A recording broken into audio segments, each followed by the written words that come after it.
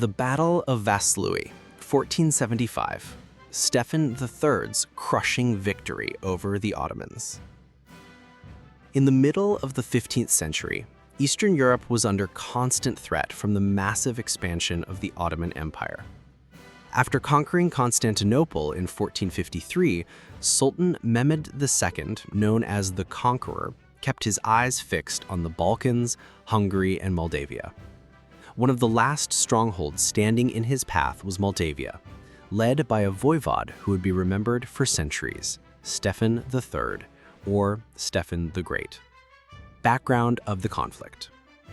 Tensions between Moldavia and the Ottomans reached their peak at the end of 1474.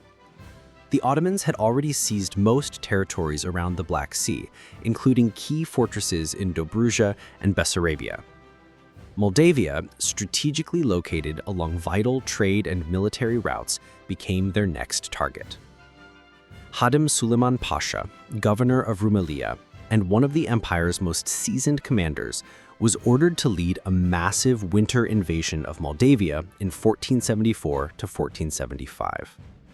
Sources differ on the size of his force, with estimates ranging from 30,000 to over 120,000 men, including Janissary infantry, Sipahi cavalry, Anatolian troops, and allied contingents from Wallachia, then ruled by Laiota Basarab, Stephen's longtime enemy. Facing this enormous army, Stephen could only muster about 40,000 core troops, composed mainly of Moldavian boyars, armed peasants, a small Polish contingent, and Sakeli warriors from Transylvania. Stephen knew that an open-field battle against such numbers would be suicidal. Instead, he crafted a strategy that combined guerrilla warfare, scorched earth tactics, and terrain-based traps. Pre-battle strategy. As soon as the Ottomans crossed into Moldavia in December 1474, Stephen ordered a scorched earth policy. Villages were burned, fields destroyed, and wells poisoned to deny the invaders food and water. Civilians and livestock were evacuated into the mountains in the north. Moldavian scouts and light cavalry units constantly harassed the Ottoman columns, launching night raids, killing sentries, and disappearing into the snowy forests. Harsh winter conditions made the march even more grueling for Suleiman's men. Camps were hard to set up, supplies were dwindling, and morale was wearing thin. However, Ottoman reconnaissance reported untouched villages near Vaslui, prompting Suleiman to move in that direction. It was there that Stephen had prepared a grand ambush at a place known as Podul Înalt, the high bridge over the Burlad River. The battlefield. Podul Înalt was a half-oval-shaped valley surrounded by forested hills. The central ground was marshy, limiting the movement of cavalry and heavy artillery. The wooden bridge that served as the main crossing was too weak to bear the weight of a large force at once. Stephen's choice of location was no coincidence. In this very spot, his father Bogdan II had defeated the Poles in 1450, and a young Stephen had fought alongside Vlad Tepes against their enemies. This terrain would force the massive Ottoman army into a narrow corridor where their numerical superiority would be useless.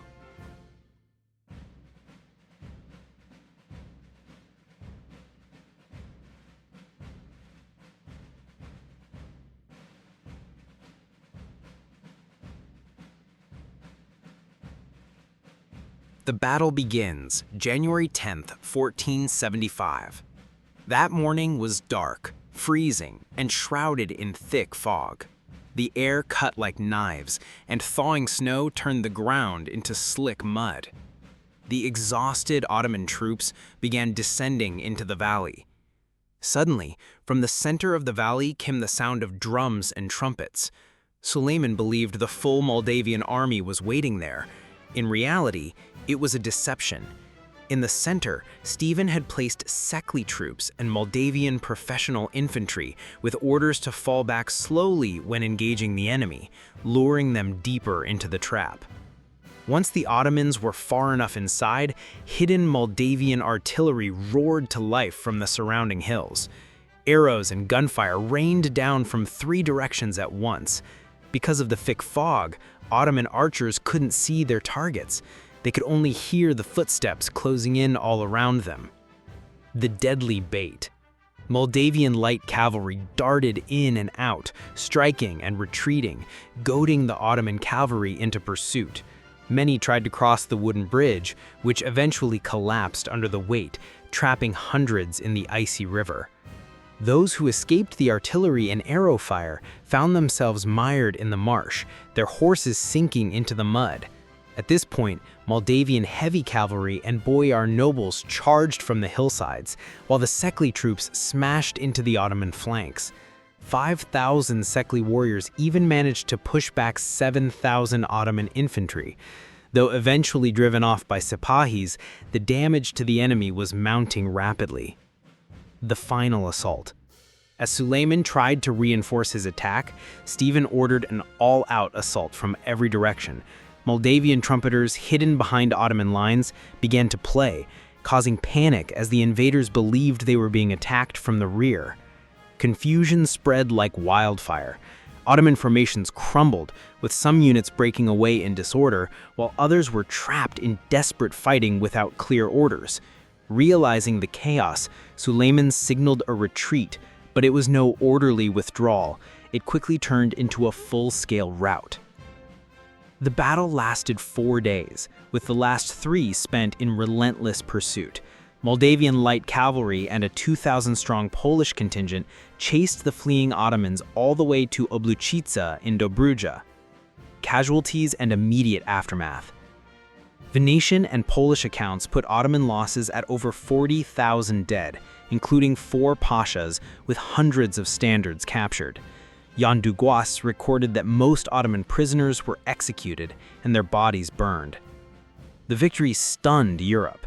Mira Branković, former wife of Sultan Murad II, called it the worst defeat the Ottomans had ever suffered. Pope Sixtus IV awarded Stephen the title Athleta Christi, Champion of Christ. But Europe's political response was disappointing. Stephen sent prisoners, banners, and letters pleading for aid to Poland, Hungary, and the Vatican. King Casimir IV of Poland refused, citing poverty, while King Matthias Corvinus of Hungary even claimed the victory as his own. The Ottoman revenge. Sultan Mehmed II was enraged. His expansion plans were halted as he plotted revenge. A year later, in 1476, he personally led a massive force, 150,000 Ottomans, 30,000 Tatars, and 10,000 Wallachians, into Moldavia. Although Stephen was defeated at the Battle of Valley Alba, he managed to hold key fortresses like Suceava and Nems. The struggle continued, with shifting alliances in Wallachia between Stephen, Vlad Tepes, and Laiota Basarab. Legacy of the Vaslui victory. To commemorate his triumph at Vaslui, Stephen built the Voronets Monastery in 1488, now a UNESCO World Heritage Site. Its outer walls are adorned with iconic frescoes, including the famed Last Judgment, painted in the brilliant Voronets blue. Historian Jan Duguas praised Stephen as the first ruler to win a decisive victory against the Ottomans, even calling him the most worthy leader for a united Christian European coalition against Turkey. Yet Stephen himself refused to take personal glory. He fasted for 40 days, eating only bread and water, and insisted that the honor of victory belonged solely to God.